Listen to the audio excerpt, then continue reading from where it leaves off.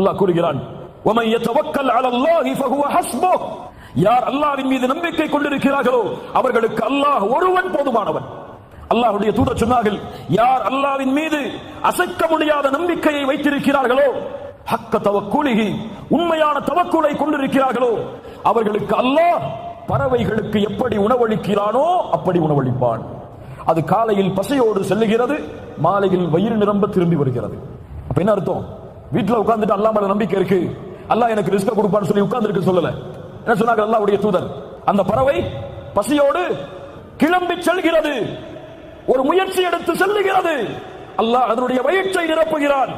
ரப்புல் ஆலமீன் இந்த உலகத்தில் உள்ள ஒரு இருள் சூழ்ந்த இரவில், ஒரு இருண்ட பாறையில் ஊறக்கூடிய ஒரு அணுவிற்கும் உணவளிக்க ரப்பு மறக்காத பொழுது, ரப்பின் மீது நம்பிக்கை கொண்டிருந்தால் உங்களுக்கு அல்லாஹ் வாழ்வாதாரத்தை ஏற்படுத்தாமல் இருப்பாடா?